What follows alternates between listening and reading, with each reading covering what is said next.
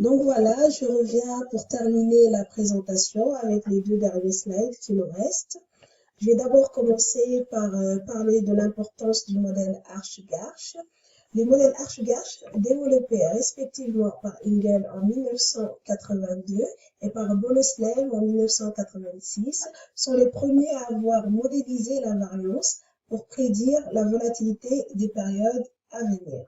Au fil du temps, les modèles Arch et Garch sont imposés comme des outils de référence pour l'estimation et la prévision de la variance. Ils sont également fort appréciés dans le cadre de la VaR car ils permettent de calculer le niveau de la VaR pour les jours, les semaines et les mois à venir.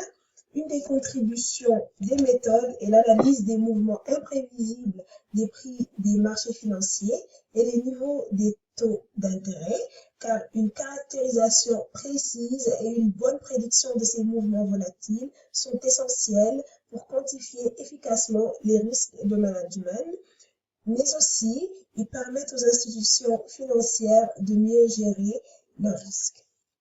Nous allons enfin passer à la conclusion, donc au dernier slide de notre présentation.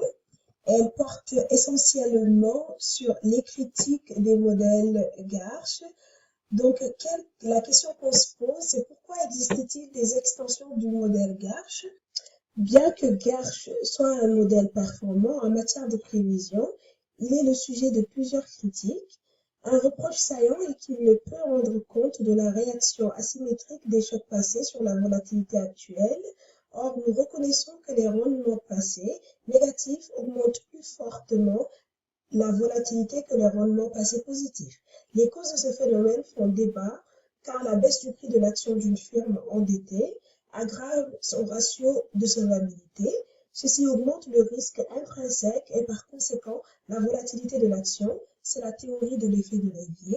La deuxième critique repose sur le fait que ce modèle utilise la loi normale comme base dans sa distribution et nous connaissons tous que la loi normale est définie par sa moyenne et sa volatilité et c'est la volatilité qui apporte les informations financières. Donc une fois que ces éléments sont rassemblés, la probabilité des risques futurs peut être calculée. La limite se trouve dans le fait que le rendement ne suit pas une loi normale en réalité, donc même si la moyenne et la variance sont connues, nous ne pouvons pas exactement prévoir le risque futur à l'aide de ces paramètres. La troisième et dernière limite est relative au fait que si on est intéressé par les risques extrêmes, le modèle Garch ne suffit plus pour caractériser le risque futur, car bien caractériser la dynamique de la volatilité ne suffit pas pour prévenir les risques. Enfin, suite à cela, plusieurs extensions au modèle générique ont été proposées pour capturer cette asymétrie, telles que le modèle AppArch, le eGarch, le Garch.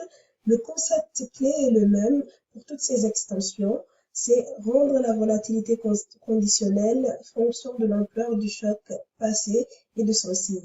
Voilà, c'était tout pour cette présentation et nous vous remercions de votre attention. Au revoir.